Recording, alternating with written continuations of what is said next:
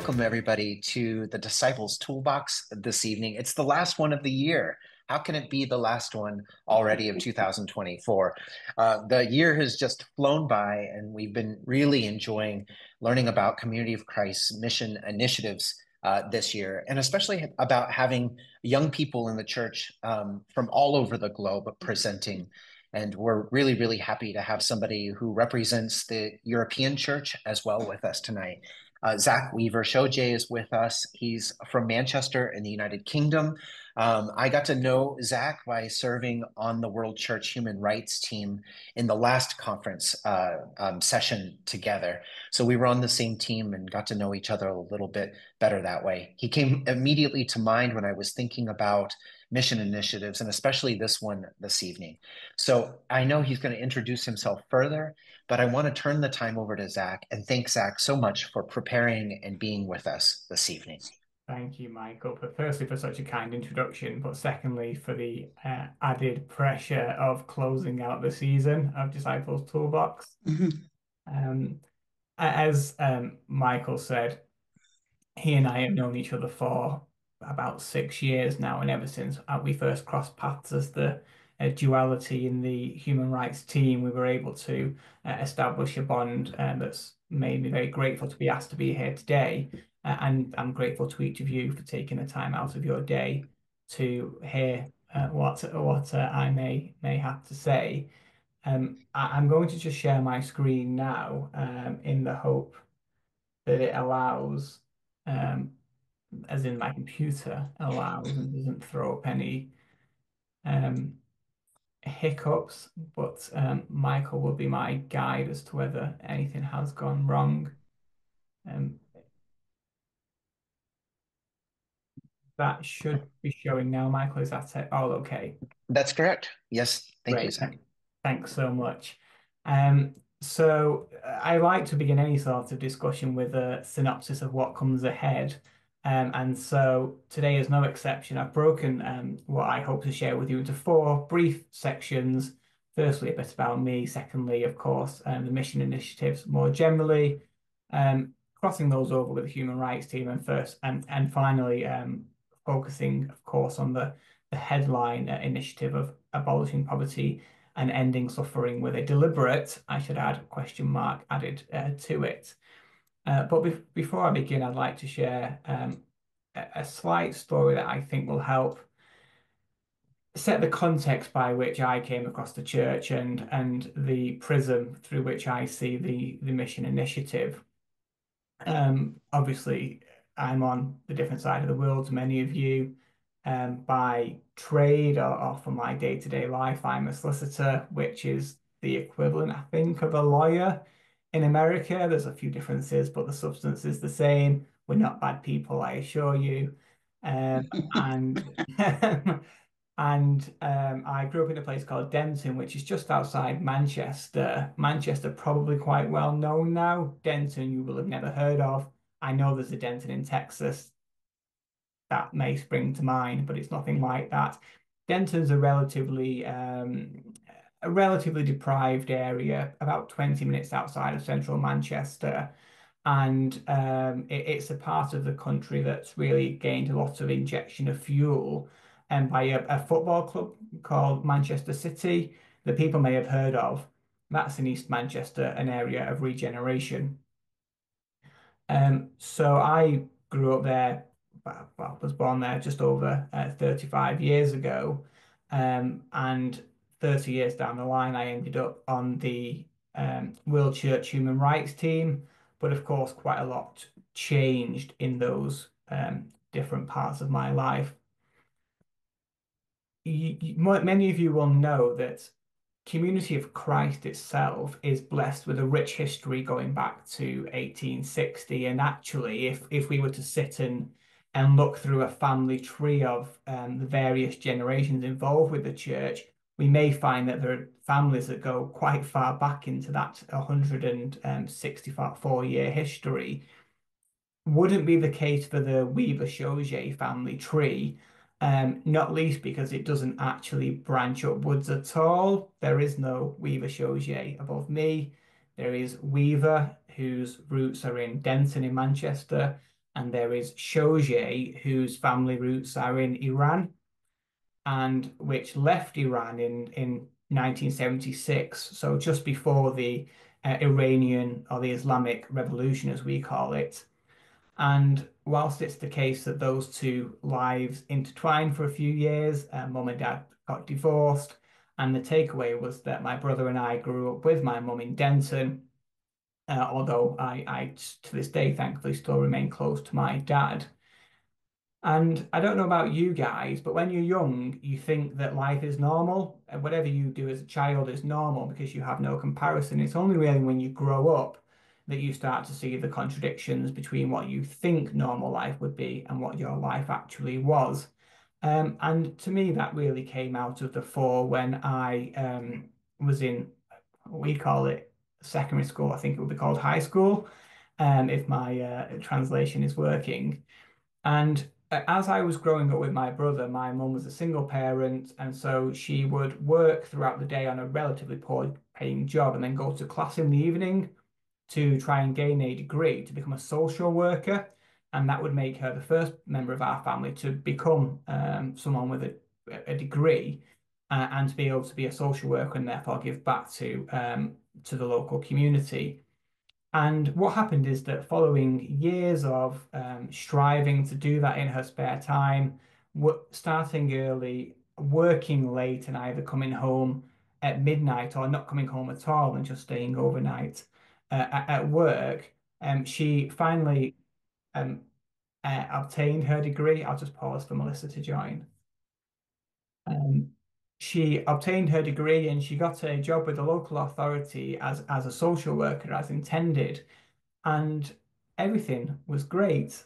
And then one day, when she was sat at the desk that she'd worked so hard to get to, her chair gave out. She slipped a disc in her back. She was unable to work. She then had to rest in bed. She lost her income. She lost her job. She lost everything that she'd worked for. And like a deck of cards, the pressure of getting to that point crumbled, and she was sectioned under the Mental Health Act. And everything started from square one for all intents and purposes. She never got back to the position that she was in before. And looking back as an adult, obviously, you realize that that's not normal. That thankfully doesn't happen to every family. But I began to look through that perspective when I went to university at the University of Sheffield in Manchester, in Sheffield, sorry, which is about 40 minutes from Manchester. And I was the only person in that class that didn't go to a private school, i.e., education in England and Wales is paid for by the state, but you can pay to go to a private school, which everyone in my accommodation did apart from me. And they were all from the south of England, which was very strange because I'm from the north and the university was in the north. And when I was sat in the lecture hall for my first class of studying law, the professor came in and said, "Everyone here wants to be a lawyer. Is that correct?" And everyone obviously says yes. There are 400 people in the hall, and the professor asked, "How many people here do you think will actually get this job that's going for what you all want to do?" And the answer was one person. One person in that room would get that job. So one in 400 people, a quarter of a percent would get that job. But despite that, I thought, well, I'm going to be that one person. Damn it! I've come from this background. I've had this happen. I've that happen. I've got this far. I'm going to do it. Now, that job was in Sheffield. I didn't want a job in Sheffield. I wanted a job in Manchester. And actually, I applied and I applied, and we've all probably applied for jobs when we've just graduated here, and the rejection is out of this world. It's just rejection, rejection, rejection, and you keep going and you keep going. And I kept going, and actually, I applied to a top 20 law firm, top 30 then it was actually, I should say, international law firm, and I got an email that said, "Thank you for your application." And the next words weren't, "We regret to inform you." And I thought, what's this brave new world? It was, "We'd like to meet you and have a chat with you." So I went through the assessment. I passed the assessment. I went through the interview, passed the interview, went through the placement for a week, passed the placement, got invited back to this called assessment center, they call it. And by this time, this field of around 4 or 5 thousand people who had applied for this job, there were about 20 jobs going. 4 or 5 thousand people have been whittled down to about 50 people. I've done the math, it's about 0.008% um, to try and break it down.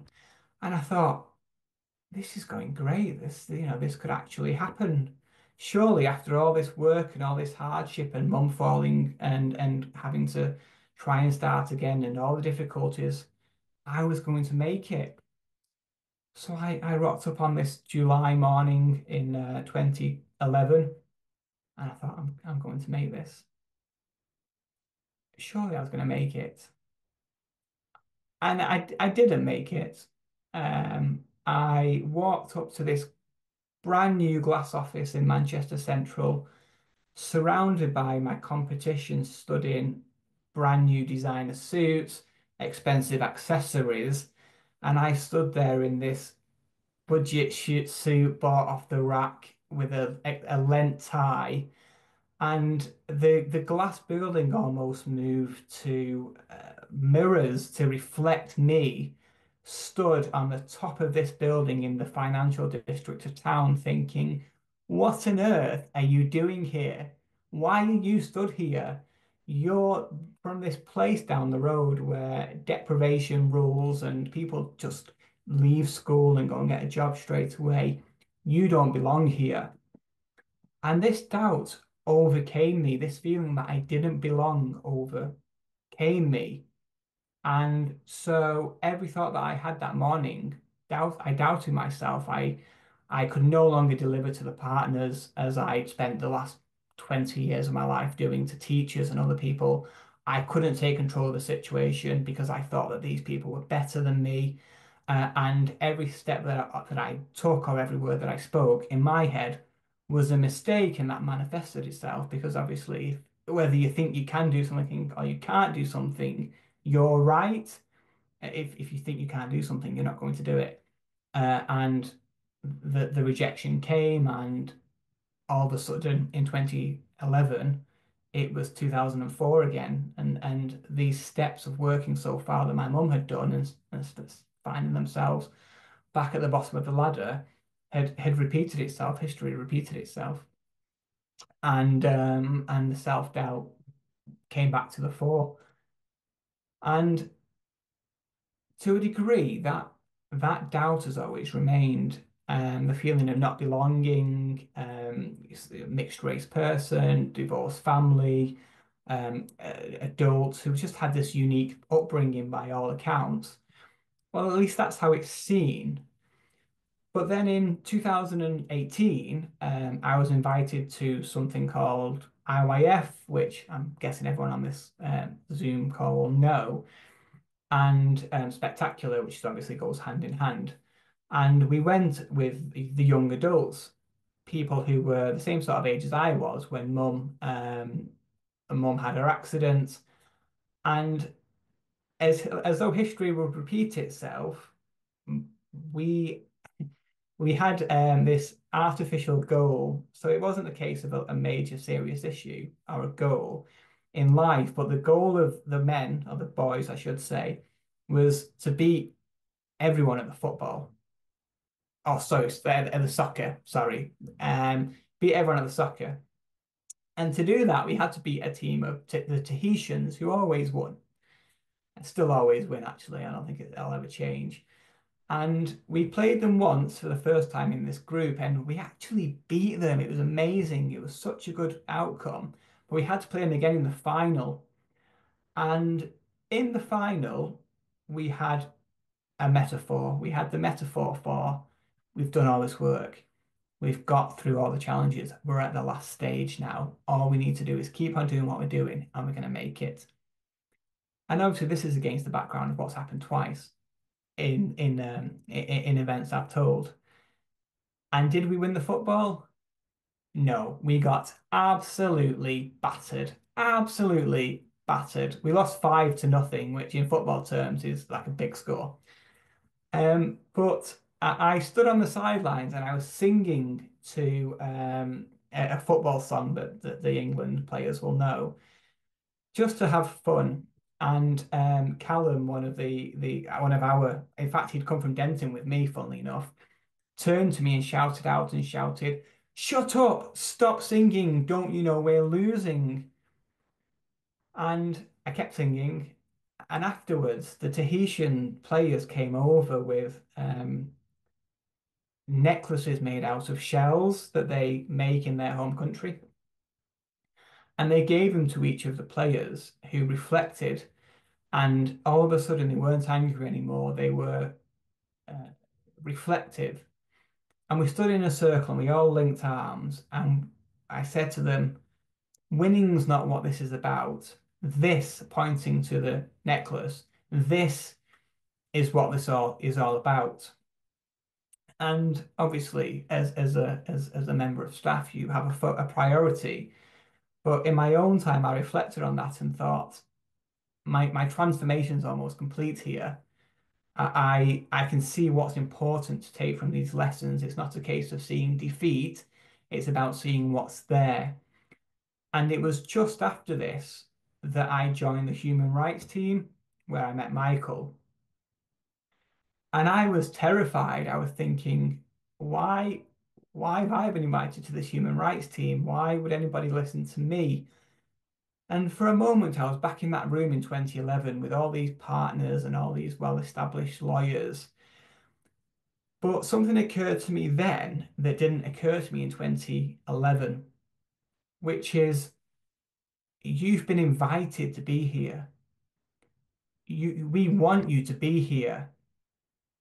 And in that group, that human rights team, I was with anyone with their own background, their a diverse race, age, sexual orientation, self-identification, perspective on the church, perspective on the wider work of God. And it was brilliant. And it brought to mind this part of Doctrine and Covenants. Beloved children of the Restoration, your continuing faith adventure with God has been divinely led, eventful, challenging, and sometimes surprising to you. By the grace of God, you are poised to fulfill God's ultimate vision for the church. And maybe we've had it together on these people on this meeting have had this moment, the moment where you sit and reflect and you go, that's why this happened, and that's why this happened, and that's why this happened. And you realize that it's all led down a path. You just needed to trust the hand that was leading you.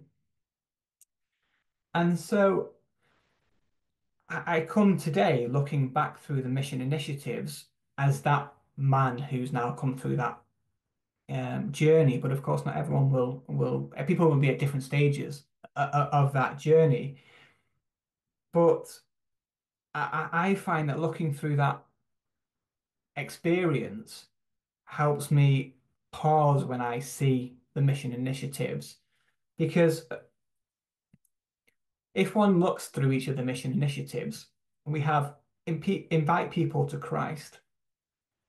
That can be done very easily, hopefully, very easily. Find a way to invite people to Christ. Pursue peace on earth. The wording is pursue.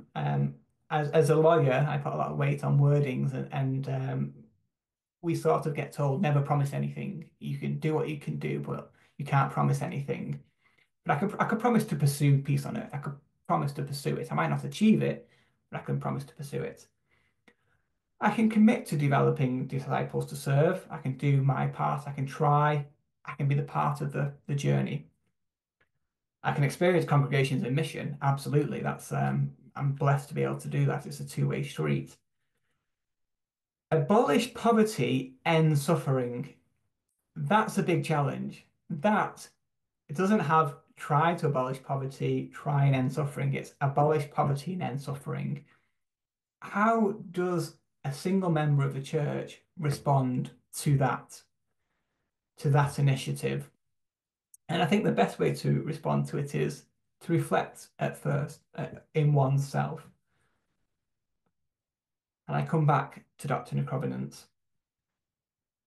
When your willingness to live in sacred community as Christ's new creation exceeds your natural fear of spiritual and relational transformation, you will become who you are called to be. The rise of Zion the beautiful, the peaceful reign of Christ awaits your wholehearted response to the call to make and steadfastly hold to God's covenant of peace in Jesus Christ. And it continues, and the crescendo for me, different for everyone, but to me, the crescendo is the challenges and opportunities are momentous. Will you remain hesitant in the shadows of your fears, insecurities, and competing loyalties? Or will you move forward in the light of your divinely instilled call and vision? The light will hopefully appear to everyone. It will appear in different ways, but it will appear with different experiences. And to me, it is important that each of us reflects on what we as an individual can bring. And I say that because 23-year-old me in 2011 wanted to be like everybody else in that room. I wanted to be the man who had come from a private school, who had the fancy suit on, and who could talk about all the people they knew. But actually, I think looking back, the people that invited me to that room wanted me to be me. And it was a mistake, frankly, for me to try to be somebody else. And that's why I'm fortunate that when I come to the human rights team with an opportunity to give back in my own way, I know, and I hope everyone in their own journey will see it the same way, that it's important to bring your or my divinely instilled call and vision. And it is challenging. It is terrifying to a degree, the responsibility that comes with that. However, I always find comfort from this, and I place a lot of weight on the word young when I speak about things in the church. Don't let anyone look down on you because you are young, but set an example for the believers in speech, in conduct, in love, in faith, and in purity. Now, I can see that there's a wide range of age groups on this gathering today.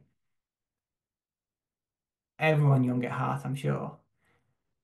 But sometimes in the church, not necessarily our church, but the wider church, there's perhaps been this antiquated view that the older, the more aged people in the church are the more authoritarian or the people that should be listened to in the church. But to me, when I read this verse, I don't read young as a reference to age. I read young as a reference to mind. And to me, you are young if you are yourself. If you are the child that you were with that optimism and that prism on life, you are still young. If you begin to conform to the world, you're no longer young because you're no longer yourself and you therefore aged. And it's up best as a young person to be able to set that example for the life that you can lead going forward. I'm going to talk very briefly about my involvement with the human rights team, but only because I think it really demonstrates the sort of magnitude that the church is facing in terms of its desire to abolish poverty and end suffering. But I should perhaps add a second chapter, well, I think I'm third chapter now, if I'm being honest, to the story. So I was on the human rights team with Michael for the first cycle, but was very kindly invited back to rejoin it for the current interconference period, so 2023 to 2025. And bear in mind, the last time I was on it, I was terrified, and I thought, if I email this and it's wrong, what people are going to think? Oh, I haven't read that theologian dissertation. I don't know about this. I don't know about that. But then I came on it the second time around, and Matt Frizzell, who I'm sure everyone knows, said, "Zach, I need not Zach. Said I need someone to lead the climate change subcommittee." And this scripture came to mind. Then I heard the voice of the Lord saying, "Whom shall I send, and who will go for us?" And I said, "Here I am, send me." And I remember putting my hand up and volunteering. And I don't know if you've ever volunteered for something, but there's a moment afterwards where somebody says, "Who else wants to volunteer?" And you think, please, please let somebody else volunteer. What am I thinking? What a terrible mistake. But actually, it stuck with me. Matt affirmed the choice, and it's been such a rewarding but challenging experience to lead with such great support. The church's response to the climate change legislation. To put that into context, these are, of course, the various issues, hopefully showing on the screen now, that the church explores as part of its quest to abolish poverty and end suffering. Each of these areas would attract extensive discussion, self-reflection, reflection, expression of different views, interpretation of scripture, that each could have its own subcommittee.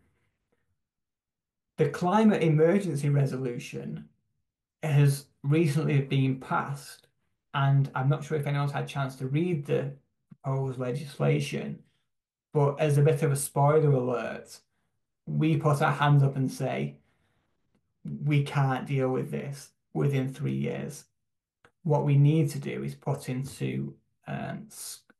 into practice a discussion, a continuing discussion that continues between each world conference. And as we as a group sat down and made that realization, we reflected on the different ways in which we could manage not only our focus, but actually our ability not to overlook anything. Because when we talked about the human rights impacts of climate change, we actually kept going and kept going and kept going and kept going to the point that we didn't focus on the direct climate change. We were focusing on the farmer who worked, the individual who worked at a field of a farmer whose farmer has flooded. And then we took that down to, or the spouse of that individual who relies on that work to go to school. And then we relied upon that to the cycle that has on life and death. And to me, it reminded me of two two sections of the Bible.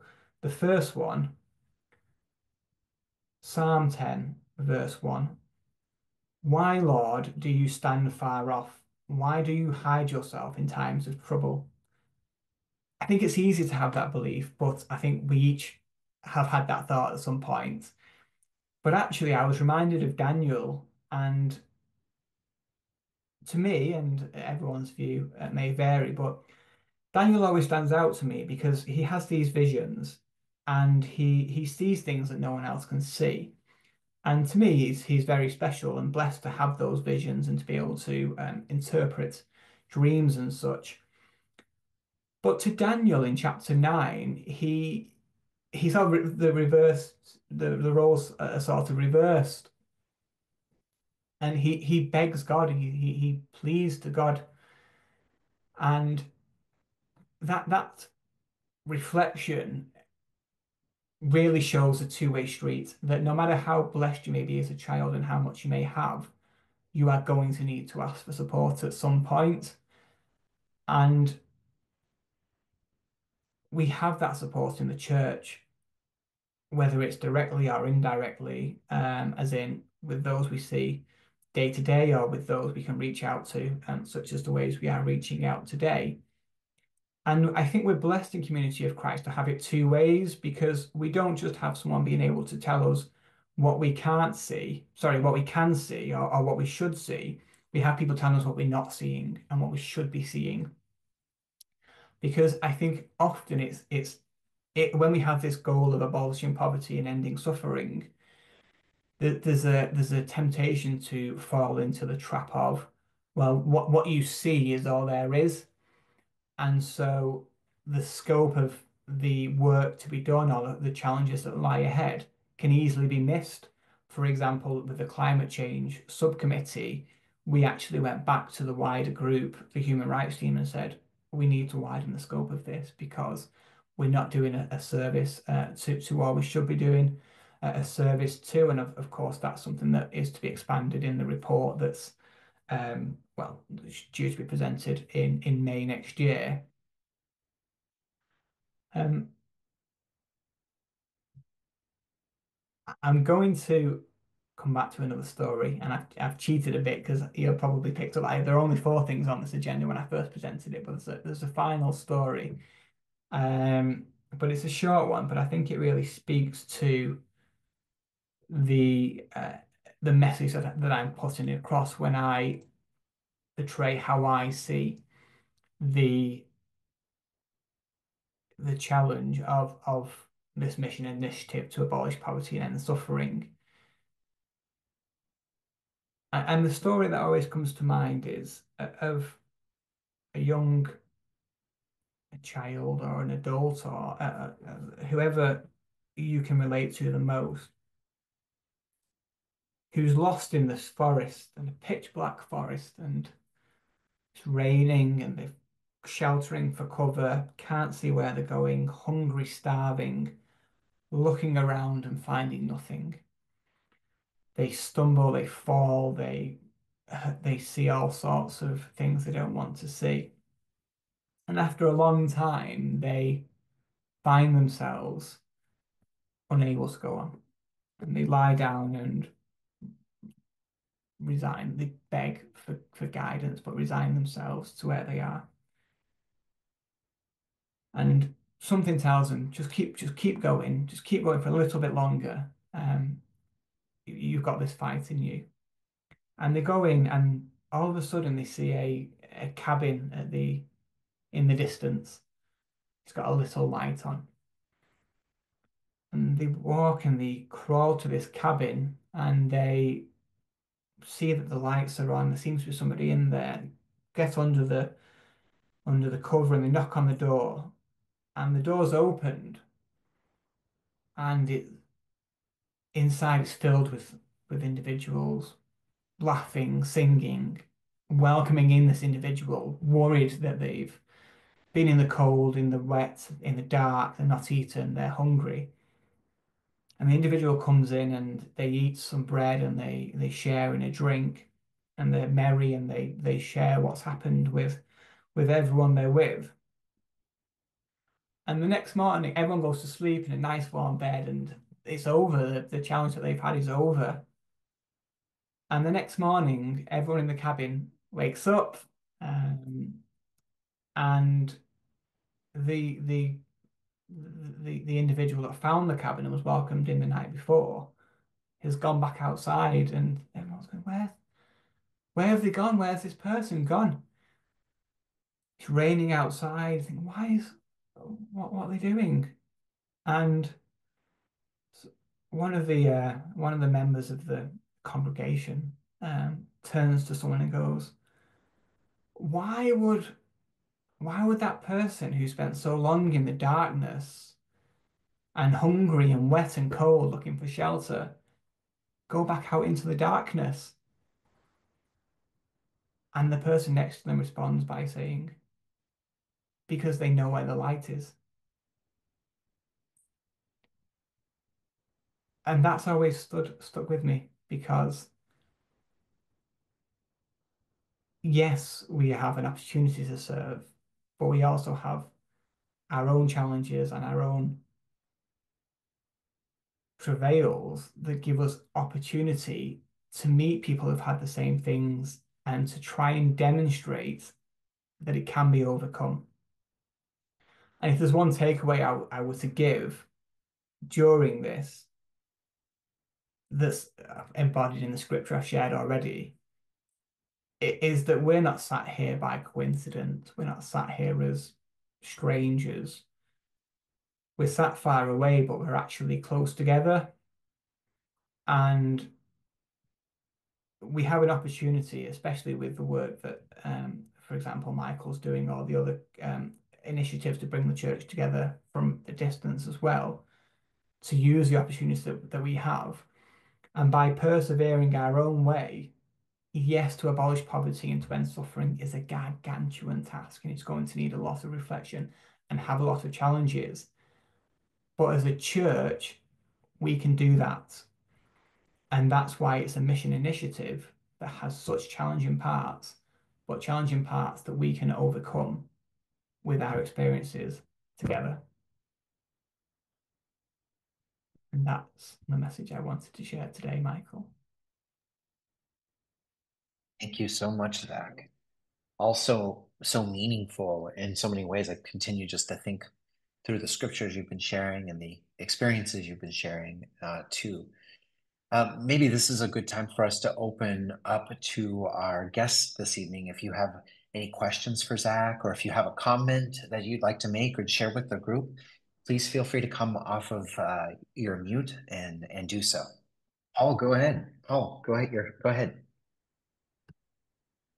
Um, well, Zach, it's really wonderful to meet you. I'm on the North America Climate Justice team, Oh, great.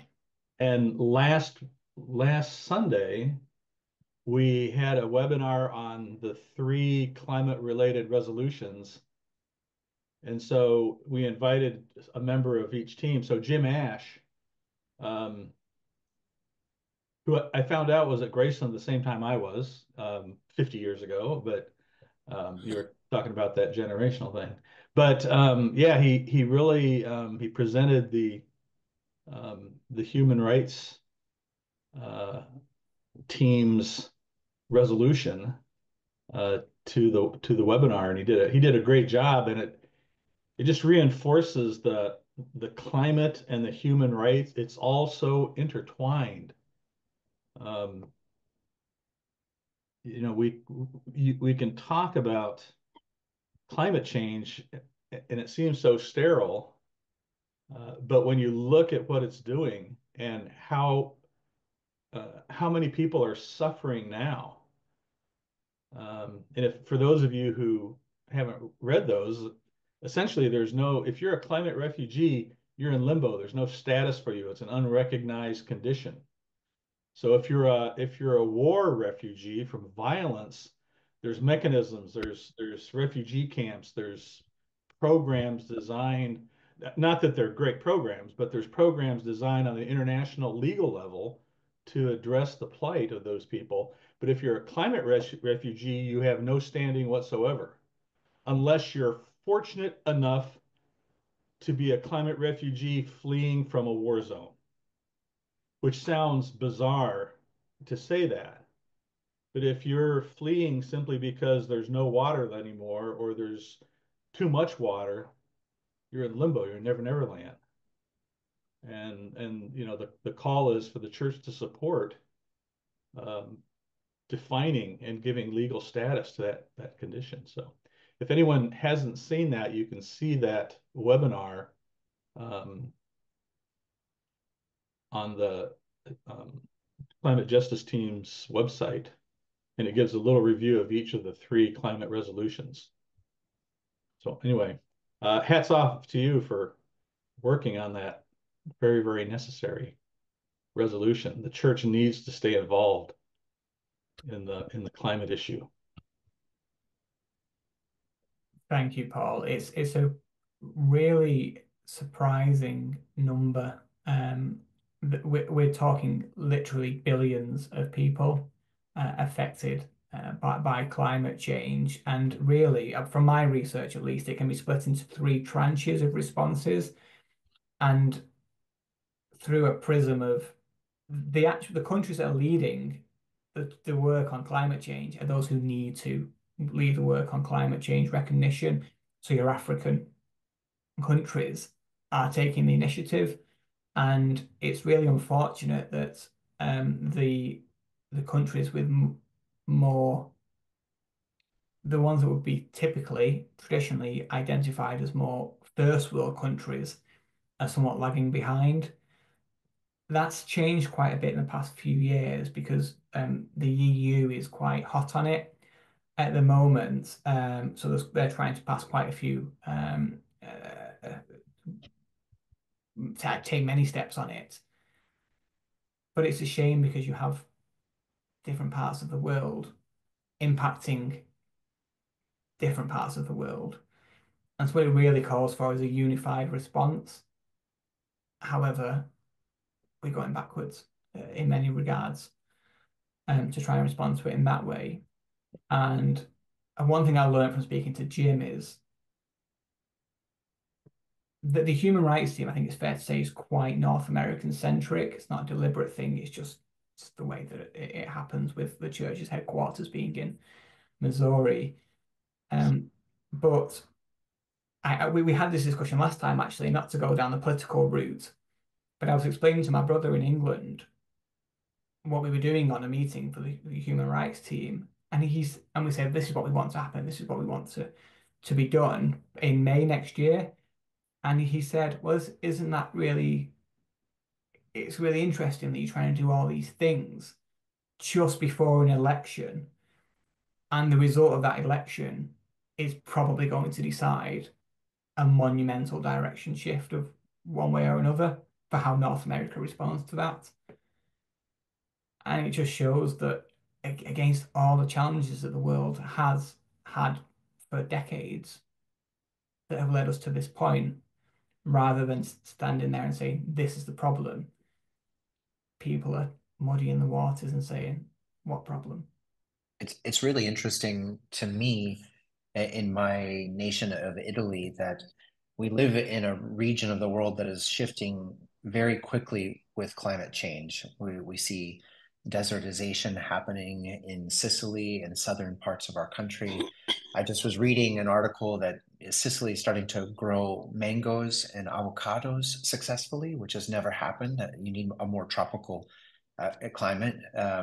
Also, Spain and Italy are starting a research project on taking olive trees to Hungary. That there may be a time when olives are not able to be grown in our country anymore, or at least in the South. And that's a huge part of our diet and culture as well. Yet our country also, our current government and whatnot, pushes back on migration and has been doing a lot of not so kind things with those who are fleeing not only war, but also climate change too. I think it's really interesting and important for us all to remember how quickly that we could be in the same position, and how these big changes in the world are creating difficulties, and people who might be in the first world, the developed world or whatnot, can be just as vulnerable as those who currently are fleeing climate change as well. So we're not immune to it, and we have to figure out how to not only change what's happening around us, but also to be able to take into consideration those who are poor and impoverished and are suffering because they have either lost their farm, their home, their families to these effects. It's an unfortunate truth that people often don't care until it's their direct life that's being impacted. Mm-hmm. That's one of our challenges as a church to try and raise this awareness, and our proposed structure it is split into different forms, but one of them is what can be done today or tomorrow. Yeah. And it's something so simple as recycling in the right bin. And that may seem like a drop in the ocean, but it's reinforcing the awareness. It's the awareness that's built upon and that's what triggers action. Does anybody else have any questions or comments? Go ahead, Elaine. So I haven't put my thoughts together very cohesively, but just the scripture that came to mind was the in their welfare lies our welfare. And so it behooves us to increase our capacity for compassion, because in the long run, we in the more privileged places, or find ourselves with resources and less challenges in life, we also will be in that position. And so not only does our compassion for others um, is it a wonderful thing, but eventually, I mean, from a selfish standpoint, we also will be in that position. And so it's like this dichotomy of, by giving, I'm also giving to myself. By giving to others, the blessing initially is for them in the situation, but you know, when it comes to going on, living a life with decent quality and all that, it behooves all of us to consider that there go I. We are so interconnected in our world, and things happen that we would never even know about, just, I don't know, 50 years ago. But it's like we must pay attention, because it is going to affect us all. Um, so that's the call to increase our compassion for others, and yet realizing that it's going to affect us all. So, hope that made sense. Mm-hmm. It made perfect sense. Thank you, Elaine. It's a really interesting point that Paul mentioned before, which is that you have these. There's no other way to describe. It's a very clear definition of climate refugees. That is a real thing. That is a real person's challenge as we speak. But there's no definition of it. And we as a human rights team sat down and went, well, how can we define this? And it wasn't the biggest challenge. It was difficult to have the scope, but it's nothing that the UN couldn't do if there was the uniformity to do it. It just seems to be the way that we have Europe, we have North America, we have South America, and we have Africa, and then we have Australasia doing different things. And this is my personal view, is that when you have that compartmentalized structure, it's so informed by public opinion that can see two steps back. And I think it's fair to say that Europe and maybe North America, I couldn't say with any certainty, but certainly mainland Europe is currently subject or in the midst of what we call populism. I think you would call it populism as well in North America, actually. So I think Italy is actually a really key example of that, Michael. If my reading of the news is correct, actually, one might say that Italy is at the forefront of that change.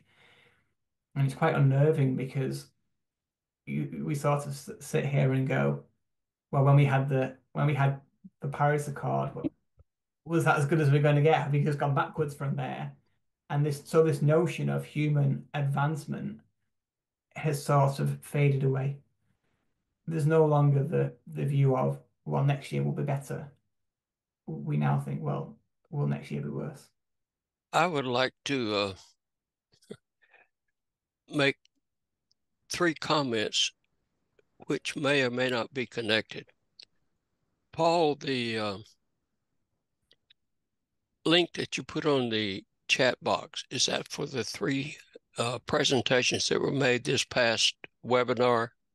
Yes, that was the webinar that had 3 separate descriptions for the reasoning behind the. I would like to recommend to everyone who has not seen that to take a look. Paul is one of the presenters, and he also did an excellent job. But another comment is, I think both are connected with education.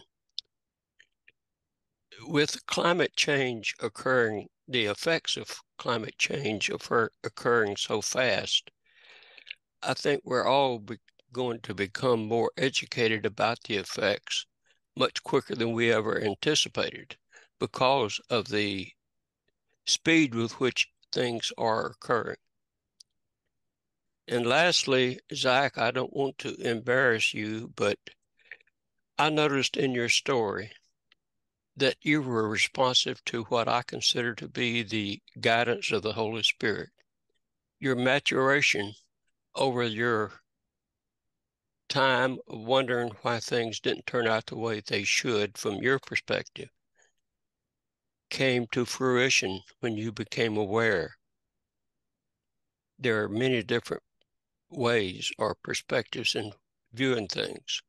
So I appreciate your sharing with us the necessity for being responsive to the inner voice. Thank you very much. Thank you. I just we should reflect that because it's really a testament to the wider church that we feel in a position to share that. I'll just let Chuck in, Michael. But as said, there is almost a well, I've consciously left this verse on the screen. Hopefully, it's still showing from Peter, and I think that's one thing we should bear in mind. I think one thing I will just say briefly about the first point you made is one thing that featured in our discussions on human rights, climate change, is what do you say against the context of having to respect every opinion? What do you say to people who say that there is no such thing as climate change? And for those who know Jim Ash, you may know that he's quite no nonsense. And he drafted a response to that question, which is quite no nonsense. So I'm not sure if that was touched upon on Sunday, Paul, when Jim was in art.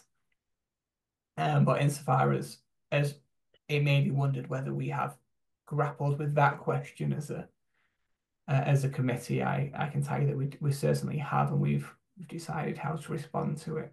Just to finish, I wanted to say, Zach, that the psalm that you shared about, why do you hide yourself in times of trouble, speaking about God. I think about this a lot, and I really love that you shared that scripture. And I think in the context of this mission initiative, usually I think it's our own human selves and our own problem if God seems to not be present. We know that God is always present with us. This is an amazing thing about the Christian God, is that God is everywhere and is with us. And I think sometimes that in these moments of trying to abolish poverty in suffering, whether it's our own or other people's, and on this grand scale, is that panic can set in, anxiety can distract us, other distractions, and also our own limited and flawed lenses. We can be looking for God, and we recognize God when things are good, and we recognize the Spirit. But when things get really tough and difficult, we can lose that lens because we expected God to be in a different form for us. And I think that if we see a suffering child, and we don't know what to do, we see this on TV with some of the conflicts going on in the world now. We may see it in our own city. I think that if we can focus for a moment and see God in that child, then we recognize that in that troubled moment, God is actually present and calling to us.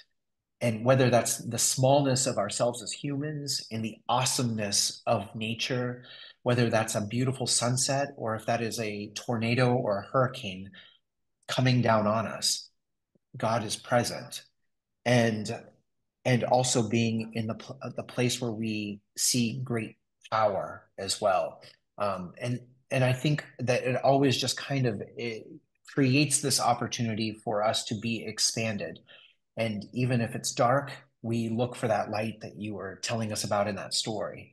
We keep searching and we will find it. And I think that if we are able to be humble enough and use the gift like this First Peter scripture says, I think that we will recognize some of that light in ourselves and also those who are suffering, and that we just need to be magnets to, as disciples, being drawn to them or the situation at hand. And God will use us as an instrument, just like God has done tonight, Zach, with you. Thank you for replying and saying yes to this ministry and helping us to be able to continue to understand better our mission initiatives, one of the things that guides us in our denomination. And I want to thank everybody for coming this evening. I misspoke. This is the last Disciples Toolbox of the mission initiatives. We have one last one next month that will be a special one. I'll be telling you about just working with the last presentation person. So it takes a little pressure off Zach, even though Zach was the last of the mission initiatives. But this is fantastic, Zach. Thank you for all that you do for the church. Thank you for being a powerful voice for the European church as well.